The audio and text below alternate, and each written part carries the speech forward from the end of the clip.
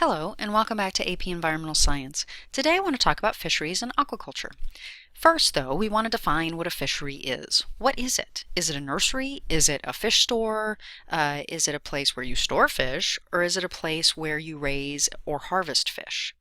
Well, obviously, a fishery, I'm not even going to pause, right? Obviously, it's a place where fish are raised or harvested. And the United States, right, we have lots of robust fisheries, but really the conversation about fisheries and aquaculture is a global conversation. Fish is a very important source of nutrition for lots of people around the world. We have been fishing for 100,000 years, right, based on evidence. So this is a really important part of who we are. It's a really important part of our diet. And when you look just at the United States, it's also a large sector of our economy. Over $200 billion in sales in 2015 and well over 1.5 million jobs in 2015, all related to fisheries. So this is a very important thing. And what do we do with the fish? Well, we eat it. But we're not the only ones that eat it. Animals also eat it. And there's all kinds of fish oils and things in products. So again, a really important industry. And we will be focusing on the commercial fishing industry in class, so I'm not going to talk very much about that in this video notes. What I want to talk about is the fact that a lot of our wild fisheries are threatened or endangered. They have lots of pressure on them to catch more and more.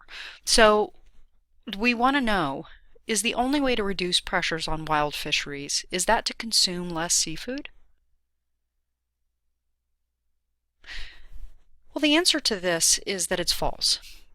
That is not the only way. Obviously, if we consumed less seafood, that would reduce pressures on wild fisheries. And by the way, some of the catch, when we start talking about fisheries and things, there is a small percentage of the fish and sea animals that are caught that goes to aquaria, right? And so if you have an aquarium and you have salt water, you probably have wild caught fish. Some of those are farm raised, but many of them are wild caught. So there is this other kind of smaller percentage of the industry that actually does go to like aquarium hobbyists, right?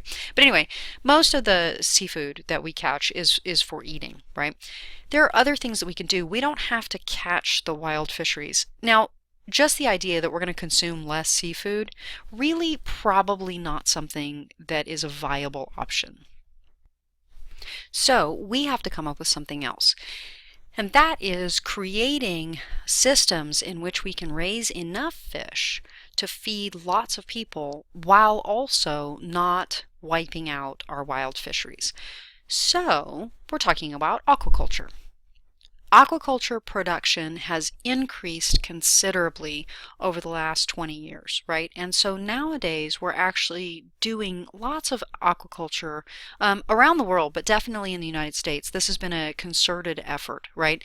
And right now our aquaculture fisheries are valued at somewhere just over $1 billion, and they provide about a fifth of the seafood production by value in the United States. Okay, we're actually 16th in total global aquaculture production, and it's a growing industry, right? It's a big growing industry. And basically, when we talk about aquaculture, there's really kind of three major systems. The first one are probably the ones you think about, and those are the closed tank systems. These are entirely self-contained. There are lots of species that you can raise this way. Trout, catfish, and tilapia being three of the really big ones. You can also, if you have really big tanks, raise things like tuna. You can raise prawn, right? I've actually put in here some of the common farm-raised fish. But the ones I listed are ones that you probably would like to know, right? So how does it work? Basically, you just have big tanks and they have water flowing through them. You remove the sediments into other tanks, and then you make sure that you have enough dissolved oxygen, that you're constantly removing waste, and you keep the fish disease-free. The best you can. Very exciting. You can also see it. So here are some tanks. You can also see sometimes there's the lagoon style as opposed to the tank style. It's still, even though these are lagoons, a closed tank system because these do not access waterways anywhere. So closed tank systems, whether they are lagoon style or tank style, do not involve water from an outside source. Okay, they're all self-contained. The second kind are the near shore fisheries. These are just on the coast. They are net tanks, basically. They're nets that are built to contain fish. You can keep fish at very high densities, and you have flow of natural waters passing through. This is a very large farm here. Here's a little bit smaller one. But essentially, you've got all of these pens. They're called net pens, by the way. And water flows through. And we'll talk about what are the issues. Salmon and oysters are raised frequently this way. Okay, and then the third and not very common type of fishery, aquaculture fishery, is the offshore. Okay, and these are far offshore. They're in open water. This is actually one that's raising Atlantic cod. These are all the cute little Atlantic cod. Here are the tops of those in these big net pens. Here, same thing. You have another big net pen. The difference is they are not close to shore, so they don't interfere with the shoreline, which brings me to your next question, and that is all three types of fish farms are equally good solutions to the pressures on basically to relieving the pressures on fisheries. True or false? That is false, right? It turns out closed tank systems are probably the best solution in many ways because they are closed. They are isolated ecosystems and you can control them better. So the real question is environmental sustainability and aquaculture, right? What does that look like? And for some of these instances, especially the near shore farms, it's kind of a little out of the frying pan into the fire situation. There are some real problems with the fish farms that are in existing wild waterways, okay? And if you are having a farm, whatever you're farming is typically overcrowded, right? You need high densities because you're trying to produce lots of that particular organism. And the parasites and disease that result from the overcrowding of these can actually affect wild populations as those parasites drift out into the water, or as wild fish come close to the net pens, they can pick up diseases and parasites. Some of these fish in the net pens escape, and then they compete for food with native species. This is really a problem if you're farming non-native species, because now you've released potentially invasive species into the ecosystem. And so the escapee thing is really only an issue if it's a different species than the wild species.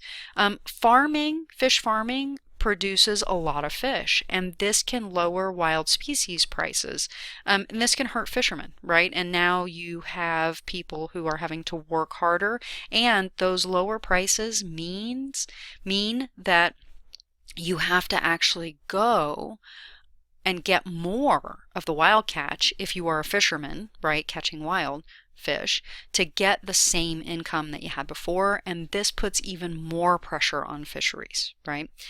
Now, the pens themselves have problems because there are all these fish in there. There are lots of them.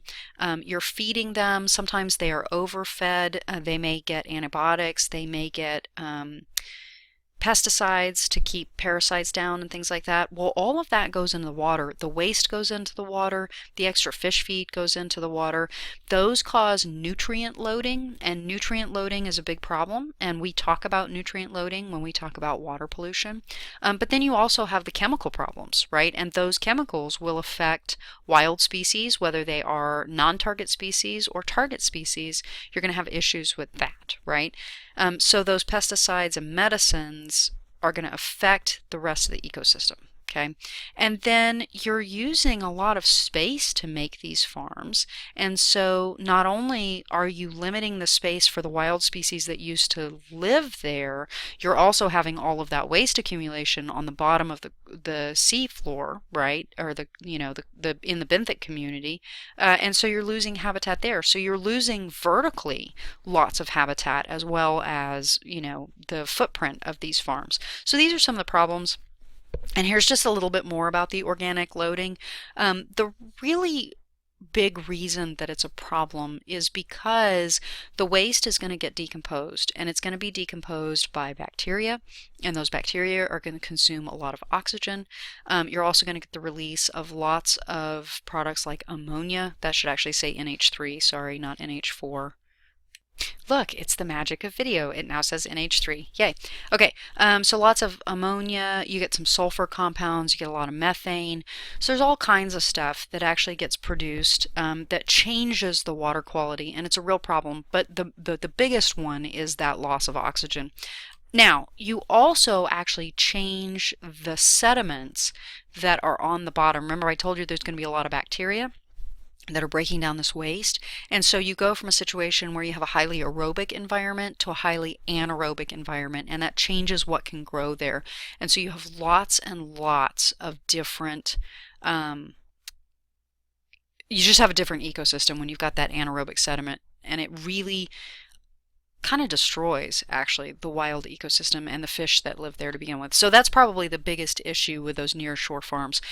The offshore farms, we haven't really seen a lot of issues with that because it gets diffused in the water and it gets carried away by currents, and so there's really much less of a problem in the offshore farms. But you have to get out there, you have to boat out there, they can be expensive, but they're a really good alternative to the nearshore farms. And then I told you already, closed tank systems are really good. So the offshore and the closed tank are the best options. The nearshore, we're doing a lot of it, but it's got a lot of environmental problems. All right, so I want to call to your attention two laws, acts, that are the ones that affect fisheries. And the first one is this. So throughout the course, remember that you need to know some of the legislation that affects how we manage all of these different resources. So here's the two about fisheries. The Sustainable Fisheries Act of 1996. Now, they do lots of things. I've just pulled a little bit that will help you if you need to use them at all, right? So the Sustainable Fisheries Act requires the observation and management of fisheries, and this is what began the partnership between conservation biologists and fishermen, right? And it's a very cool relationship they have. It's been very successful, and it's because of this act. So essentially what's happened is that harvests of wild fish are capped at a maximum sustainable yield that is calculated by the conservation biologists and the fishermen together. The other thing that it does is it limits bycatch, which is something we're going to talk about in class, but this is the fishing of non-target species when you are fishing a particular species. And again, we'll talk about this in class. The second one you need to know is the Magnuson-Stevens Fishery Conservation and Management Reauthorization Act of 2006. That is a mouthful. But basically, it consolidated control over all the waterways and established big fishery management plans that are all about conservation and sustainability, so that each year that maximum sustainable yield is the optimal yield, right? It's the most that we can get without damaging the fishery itself. Okay, so those are your two pieces of fishy legislation, which are actually not fishy at all. Okay. All right. Last question. There are no jobs available in the fishing industry outside being a fisherman. Well, that is totally false. So for those of you that are interested in a career in the fishing industry, you can range from specialist to generalist. The specialist side tends to be science careers. The generalist side tends to be more management careers. But here's a couple of them, and I will post more on campus if you are interested. And that is it about fisheries. Again, we're going to be focusing on commercial fishing in class. And if you have any questions, please let me know. I will see you next time. Thanks for listening.